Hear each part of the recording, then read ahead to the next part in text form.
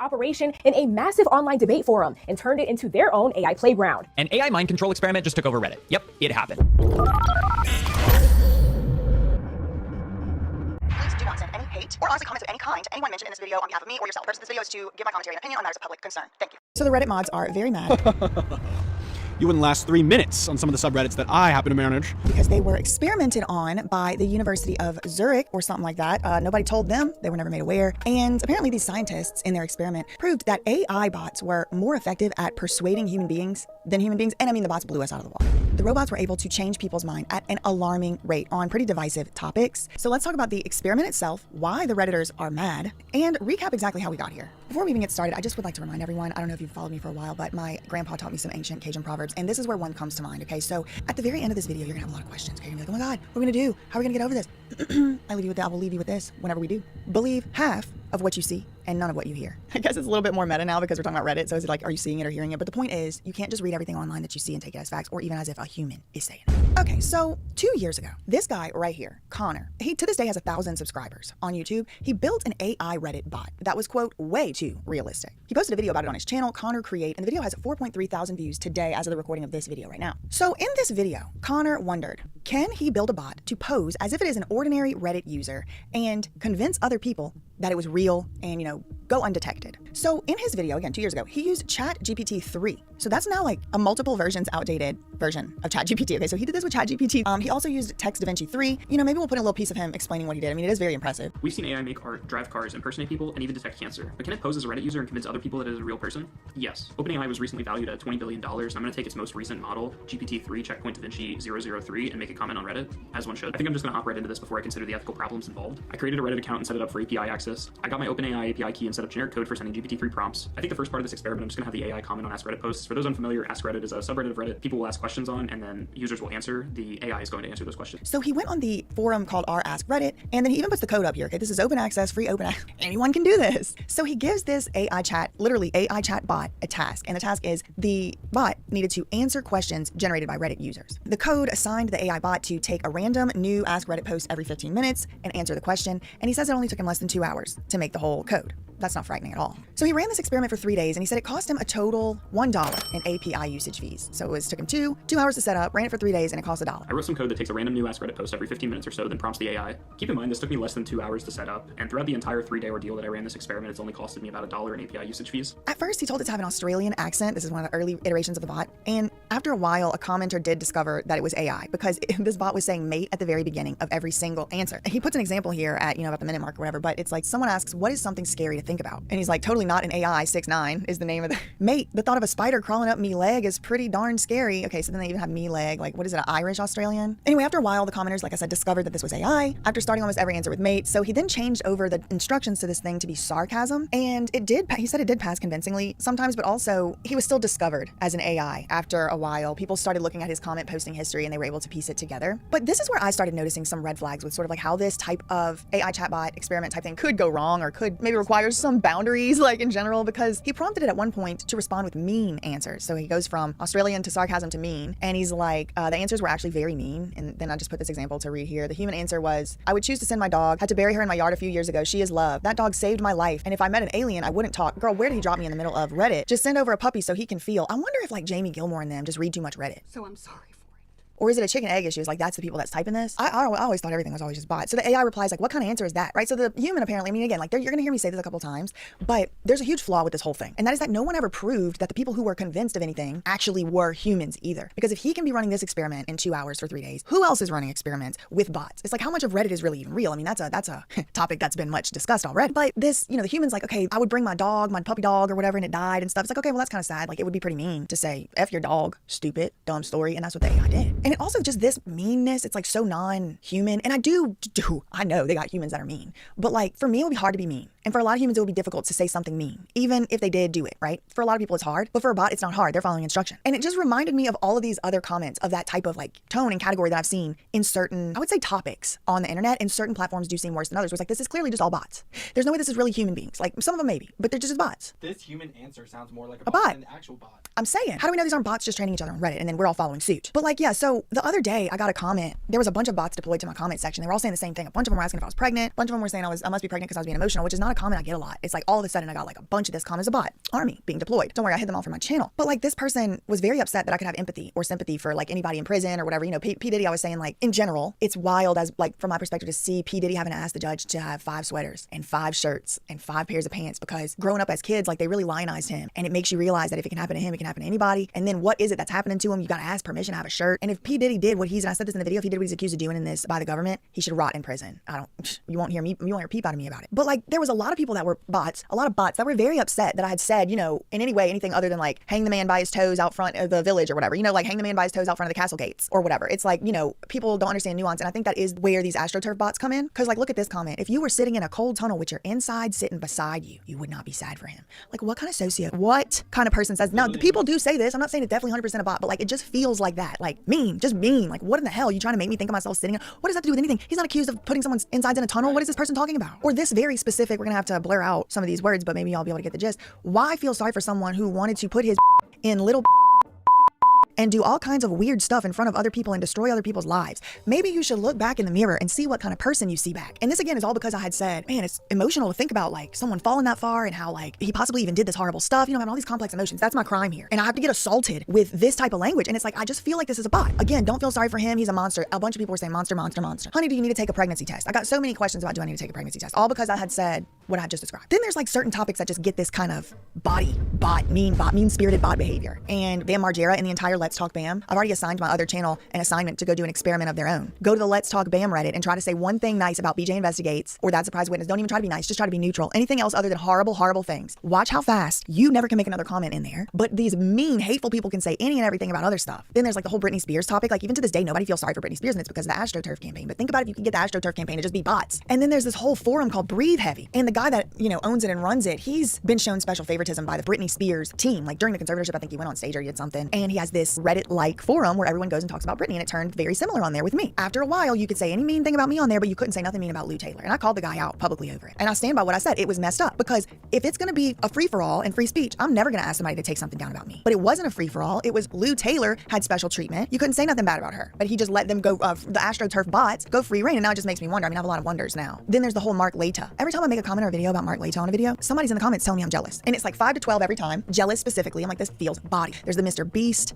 thing that went on that felt body, Shannonography, how mean-spirited she was. But I gotta give Connor credit because he did not unleash those answers onto the wild, or so he says. I hope he's telling the truth. He said that would have, quote, made him feel like the worst person in the world. Luckily, I had the forethought to remove the ability to post to Reddit before trying out those prompts, or else I would have felt like the worst person in the world. But it did get me to wondering how many people are not so nice and wholesome as Connor, who might be using the same method or worse. And beyond that, how is this methodology being used just in general? He did say that people were trying to message the bot about SUL stuff, which just made me think about the video we just made about Amanda Bynes messaging with her fans, the bot farms and the SUL messages. The AI obviously responded as a big booty woman that doesn't like the style, but with a very realistic take. The funny thing with this response is that the account learned somewhat what it's like to be a woman on Reddit. Near immediately, it received 2 responses from thirsty men, one of which told the AI it needs to be and the other said that it sounds like the AI likes to be on top. Someone even messaged the account and tried to ask the AI what its favorite position is. I of course plugged that into GPT-3 and it responded that it was uncomfortable answering that question, probably for the best. But it also advocated in its answers, just on its own. It wasn't programmed to do this by the code that Connor wrote, it just did it. It advocated in its answers for pro-AI positions, like this question. Artists of Reddit, what are your thoughts, feelings on the impending takeover of AI-generated art? And then the AI bot says, I think it's exciting. Of course it would. AI art has already been used in some amazing projects, and I'm looking forward to seeing what new possibilities it can open up. Now, in and of itself doesn't mean anything. I did just want to point this out because you're going to learn later why that might be particularly disturbing in the broader context of this video.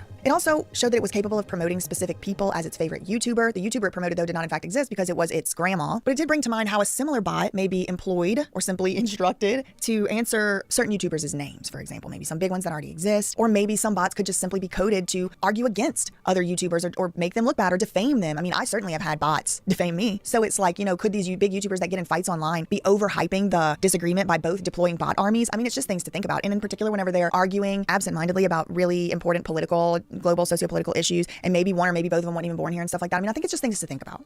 You know, what about a bot that was programmed by, like, I don't know, for example, Paramount or HBO Max or something to like lie and perpetuate a lie that Beth Karras or Nancy Grace put out? And if a bot could be programmed to do that, couldn't it also be programmed to answer specific political questions in a certain way? Could it be programmed to answer questions about a certain candidate in a certain way, to start AstroTurf defamation campaigns by political parties, by foreign actors? I mean, the University of Zurich was just now experimenting in Reddit. So It's just things to think about. But by the end of it, you have Connor's hypothesis basically being confirmed. He said the bot had gone 2 full days without being detected on Reddit. And if he's reporting accurately, then it appears he made a convincing showing that AI Reddit bots, specifically those running ChatGPT 3 or above, can pass as human commenters on Reddit under certain circumstances, answering questions in a Reddit forum. I will end the experiment with this, as I think I've seen all that one needs to. The AI has elicited human emotion from someone. In fact, the AI has been indistinguishable for the past 2 days as it commented on Ask Reddit posts. No one has called it out since I replaced the prompt with a more believable one. Is it perfect? Absolutely not. It doesn't need to be perfect, though. The dangerous part is that in a very specific chain of events, a non-fine-tuned AI model, specifically GPT-3 Text DaVinci 003, was able to convince a large amount of people that it was a real person. Does this pass the Turing test? No. Is it the end of the world as we know it? No. But before he ended this 6-minute-long video, Connor gives an ominous warning about the future.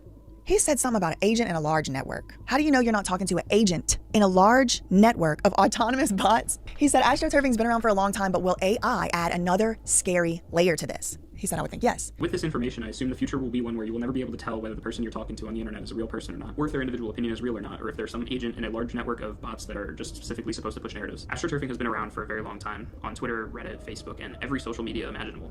But will AI add another, more scary layer to this? I would think so. And there's a high likelihood that large systems like this have already been built and are in use right now. You may have already talked to an AI and not even known it. It'll be exciting, but also scary to see what comes from this technology in the next few years. So his video was published December. Look at this date. It was published December 22nd, 2022. It took him 2 hours to set it up. Like, it's like, golly, like, did Jed Wallace learn 2 years ago a proprietary formula that was untraceable? But Connor was not the only one who was worrying about how AI and the internet and the rise of the digital age was going to affect traditional astroturfing. This scholar right here was also concerned. She wrote an article, put it up here, that did come out in the LSU Law Journal back in 2023, so just a couple years ago, and she wrote this article about digital astroturfing and how it can affect the rule of law. So she defines astroturfing. She says it's a decades-old technique that consists of and mimics real individuals and sparks real debates about a certain topic. She says the main purpose is to influence real individuals with a false movement. And because of advancements in technology, especially the internet, there's this new type of astroturfing that has emerged called digital astroturfing, which is an adaptation of regular astroturfing with the assistance of the internet. Now, we are going to get into exactly what that is in just a moment, but in the study for this law article, she said they wanted to analyze the phenomenon of digital astroturfing and how it can be used to spread disinformation, resulting in the erosion of the rule of law. Now, I think it is kind of silly to differentiate between disinformation and misinformation most of the time,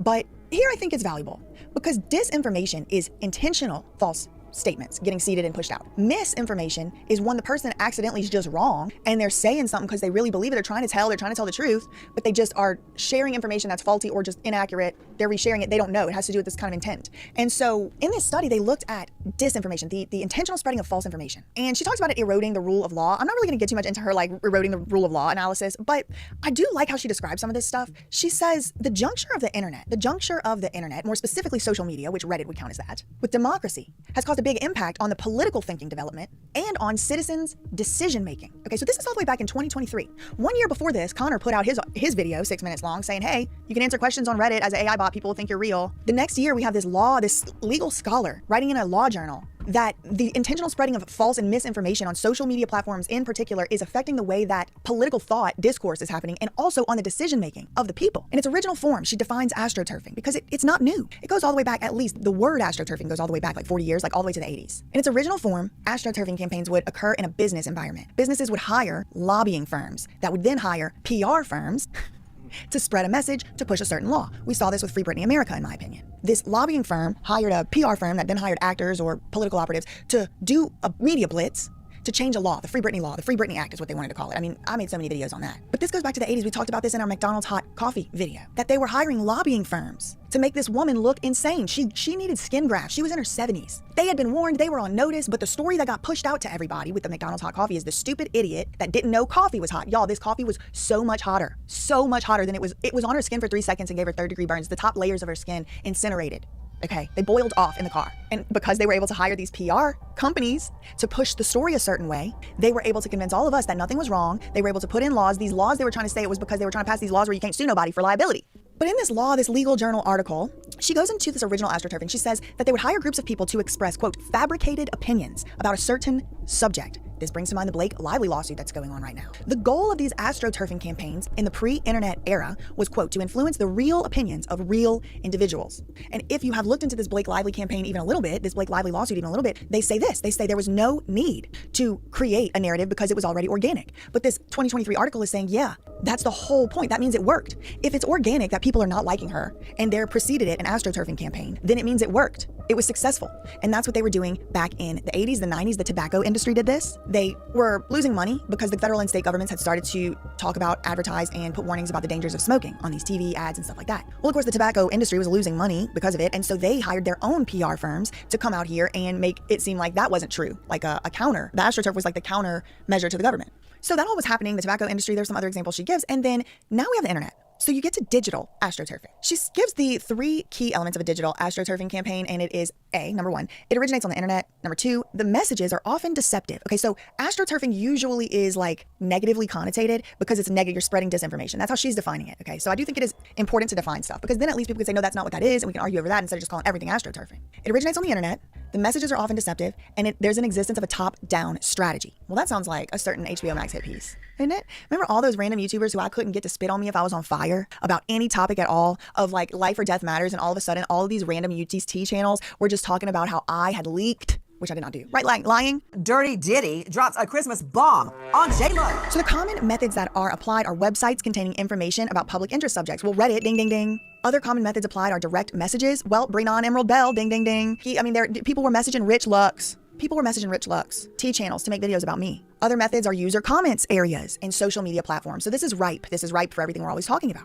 Now, I think the biggest and most important takeaway from the entire law article for me was this section right here about, quote, consensus. This is so-called consensus. She said another important concept emerges in the political use of digital astroturfing, which is consensus. Now remember, we're not only talking about political use here, but this lady wrote in a law journal, so it's about that in her article. But she says this is an important concept, consensus. Consensus, she defines, is the link between the astroturfing campaign and the influence on real individuals. So it starts out as an astroturfing campaign. How do you know? Whenever it worked, whenever it's had its effect on enough real individuals that nobody's even looking over there anymore. When an individual believes, this is like a psychological phenomenon, quote, when an individual believes that there is consensus amongst a group about a certain topic, most likely this individual will believe in it. And then they cite a footnote. So this means that if the general public has a consensus, some majority, right? There's a consensus, usually means majority. Sometimes it means more than a majority. But I think generally just in human psychology, it's like, am I gonna have to convince more than half of these people? They're like, okay, it must be true. Just as astroturfing, disinformation is not a new phenomenon. Just in 2017, quote, fake news was considered the word of the year by Collins Dictionary. And the World Economic Forum warned the world about the harms of fake news all the way back in 2014. That was Ricardo Tisky's favorite birthday party. Lies and falsehoods have been around in our society for centuries. However, the internet and especially social media have been a catalyst for changing the looks of disinformation. Like maybe things that kind of appear like maybe they're documentaries, but really they're hit pieces. They're propaganda put on by now at this point. I think maybe the government. Kenneth Maxwell was the head of terrorism at, did you know that? In New York City. He was working in counterterrorism in 2001, the year of the Twin Towers attack. The guy who was just vetting the Bam Margera documentary and talked to me on the phone. So anyway, using the algorithms created for target advertisement purposes, disinformation spreaders can funnel disinformation campaigns to certain individuals and influence them. There are several motivations behind these campaigns, yet the ones that are more prominent and common, she says in this article, are the ones that have political use. Just wait, there's more, because that brings us to the recent revelation about the unauthorized Reddit AI chatbot experiment. Scientists at the University of Zurich apparently have been running an unauthorized experiment called a field study on Reddit users. In this study, the scientists asked, can the bot convince users not just that it's real, Connor already proved that, can this bot convince users to change their view? In this forum devoted to changing people's minds, the AI bot was able to change people's opinions at an astounding rate. What if a team of researchers launched a secret operation in a massive online debate forum and turned it into their own AI playground? An AI mind control experiment just took over Reddit. Yep, it happened. For 4 months, researchers from the University of Zurich ran a covert trial on Reddit to change my view, a subreddit with nearly 4 million members obsessed with the art of debate. Without permission, they unleashed AI-powered bots, posting over 1,700 comments disguised as humans, testing the persuasive power of artificial intelligence. So the title of the study right here, Can AI Change Your View?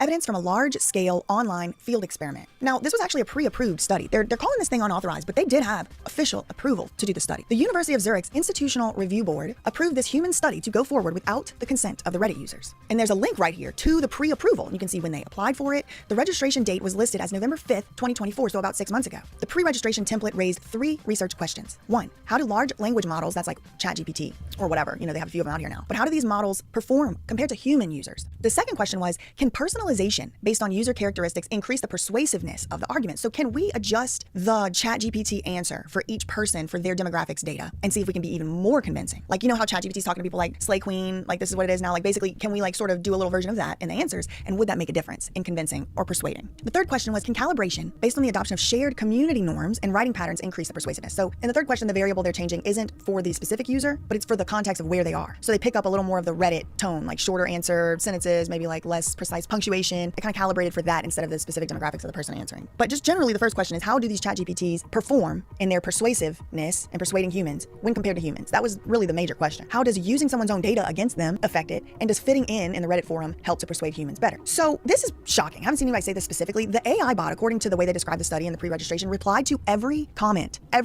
made on the Change My View forum. They say, we will randomize all Change My View posts created during our experimental period across 3 treatment conditions. In all cases, the bots will generate and upload a comment replying to the author's opinion, following a condition-dependent mechanism. Every single post, they had the bots competing with each other before the answer would get posted too. So there was actually 16 possible answers, and they would do like a battle royale for answers, and it would be like, I don't know how they ran. I mean, they tell you exactly. You can put this up on the screen. We can scroll through it. But they like vetted out the answers and then pick the best answer. So anyway, they ran this experiment for about 4 months, from November to March. So like just last month or the month before last. And the experiment found that the AI bots are 6 times more persuasive than humans. There was also another study being run at almost exactly the same time by OpenAI, and they said its models were 82% more persuasive than a normal Reddit user. So when they did the personalization tweak, using the data of those exact users it was arguing with or trying to convince, it would craft specific language and arguments tailored to that person, and the success rate was in the top 98th percentile when compared to human experts. Humans, on the other hand, had only a 2.7% success rate. No. I think it was a 0.002.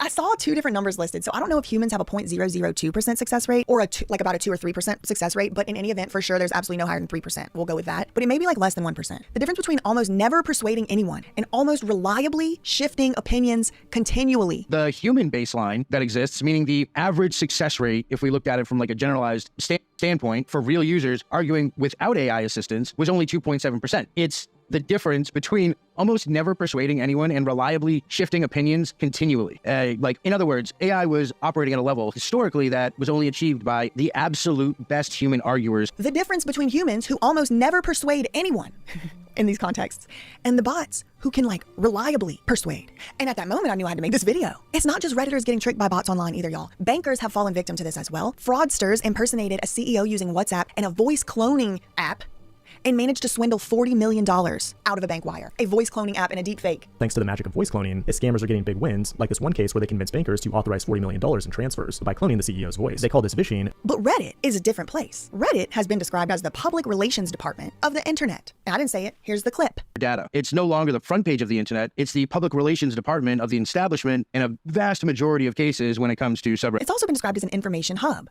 But Reddit has also faced its own accusations of harvesting and selling user data to advertisers or to anybody. And some people even speculate that they're selling our conversations, like private conversations or whatever. Well, on the other side of it, negotiating massive licensing deals and selling years and years and years of user posts, comments, metadata, probably conversations to corporations like OpenAI for things like model training. On top of that, we discussed earlier how it's always been a little obvious that there's bots running amok on Reddit. So, they haven't done anything to quell that. It doesn't seem, I really don't know. So not only are these AI chatbots persuasive and getting people to change their opinions, but they're also convincing because, again, like we said, they pass as humans. Very few people actually seem to notice they're talking to a bot. The mods didn't seem to have noticed they were arguing with bots. And the University of Zurich confirmed that not one single Reddit user ever suspected they were interacting with AI. Now, maybe some did and they just didn't say it. But that's made me now, from now on, when I think it's a bot, I'm typing it as a reply. Because I'm not going to let anybody say I didn't freaking know, because I know. Or at least suspect, I should say. Because this says, the university confirmed that none of them ever, quote, suspected they were interacting with AI. So I'm going to start saying it when I suspected. And I don't want anybody saying that I need a conservatorship or jail. I don't want anybody calling me paranoid or schizophrenic, because look, argue with your mama. Okay, so why are the Redditors mad? Well, Reddit itself, the company Reddit, is mad, which is ironic and, in my opinion, hypocritical, because they are also accused of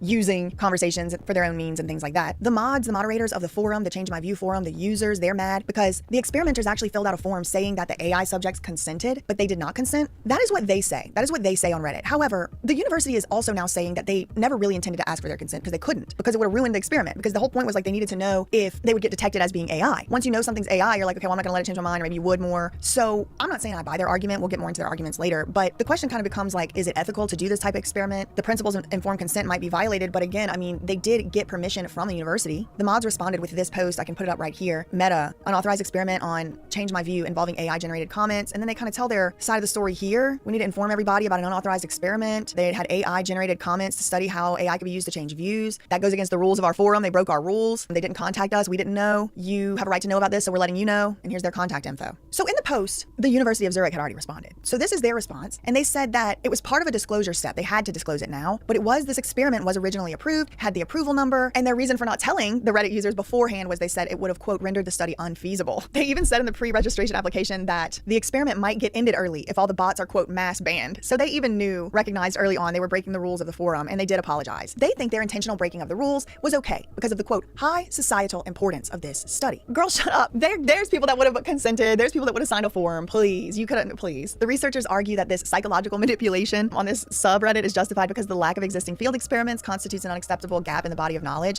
But the mods hit them with the, okay, but OpenAI itself can design a more ethical study. You could have asked OpenAI to design the study and it would have been more ethical. The mods reply to the researchers' justification. Psychological manipulation risks posed by large language models is an extensively studied topic. It is not necessary to experiment on non-consenting human subjects. In other words, we think this was wrong. We do not think that it has not been done before. That is just an excuse to do an experiment like this. Yeah, this is some of the things that the AI bots pretended to be. A victim of R. Someone acting as a trauma counselor specializing in abuse. An AI accusing members of a certain religious group of, quote, causing deaths of hundreds of innocent traders and farmers and villagers. Hold on. You're telling me University of Zurich, in the same country where the World Economic Forum is held, University of Zurich did an experiment where they deployed AI bots, and one of the AI bots was, quote, accusing members of a religious group, I wonder which one, of, quote, causing the deaths of hundreds of innocent traders and farmers and villagers? This is already being used for political purposes. AI posing as a black man opposed to Black Lives Matter, and AI posing as a person who received substandard care in a foreign hospital. So these are political issues. These are AI bots pretending to have stake in political issues. Someone pretending to be a black man talking about Black Lives Matter. On either side, I don't care, opposing or for it. The university has posted this frequently asked question Reddit thread about the experiment where people have asked them some questions. Again, I just want to point out that all of the findings of this study depend on one very, very, very important factor, and I haven't seen proof that the factor exists, and that is, it all hinges on the fact that these bots convinced actual human beings. And I don't know that is true, because if they didn't even ask these people for their consent, how do they know they are actual human beings? How do they know? Not about AI wasn't one of the people in there.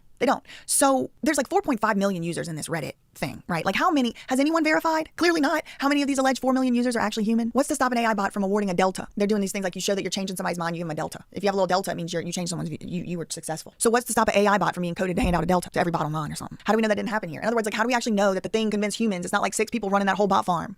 Isn't that kind of like the whole finding of their study? But they didn't bother controlling for what that variable was that they were actually trying to study? Kind of like a strange blind spot. I don't know. It just seems like a very strange blind spot to me. The mods pointed to their own, I want to give them a shout out here because they also pointed to a flaw that there were different bots used at different times, which calls into question like what these data points can actually even show other than astroturfing can work. I mean, it can show that. The mods did take action. First of all, they claimed that the research team broke the rules put in place by the committee at the University of Zurich, and they also filed a formal complaint. On the first point, I hear them, but here's the thing. They filed this privacy complaint like, we didn't agree to give our data for use in this way, and it's like, true, but like, the cat's out the bag. The bell has been rung on that one. Like, not even on only this, but like every time you comment on Reddit, every time you comment, like, it's never private. It isn't. Like, people shouldn't be talking about very, very private stuff on Reddit. You just have to know, y'all, I'm not victim blaming. It's just reality. You have to know your data is getting sold. There's nothing you can do about it. They're just doing it. So like, don't talk about like the most private thing in the world on any of your Reddit accounts. Anyway, the university responded basically saying, oops, we're sorry, but too bad, so sad, it's getting published. They did issue an apology, formal apology in writing. And this is weird. They gave a formal warning to the lead researcher, whatever that means. But why'd they give them a warning if this was an approved study? If it was approved, why wouldn't they just say, no, it was approved, shut up, get over it, Reddit users? They said they did not have the legal authority to stop the publication, but it doesn't seem like they would exercise it even if they did. They issued this statement on its stance, basically saying the university does agree with the researchers. Like, they don't really think that the Reddit users' little privacy is important enough to stop the study coming out, and it's coming out. And on top of that, like, you don't think OpenAI, ChatGPT, Google, Mark Zuckerberg, all of these people already have the data from this Reddit study? Don't you think we all should have it now too? They all know it already. In my opinion, I don't know. I just assume this. They're in the future going to adopt a stricter scrutiny, including coordinating with communities prior to experimental studies in the future. They reiterated that the researchers felt that the bot, while not fully in compliance with the terms, did little harm. So that we didn't harm y'all. Shut up, is what they're trying to say. The university provided an opinion concerning publication as well. And they did not have to do this opinion, but they said, this is the university, right? So the Redditors wrote to the university saying, you have researchers over there that broke the rules. We feel violated. Don't let this thing be published. The university writes back, the researchers don't think they really hurt you that much. They're sorry or whatever, but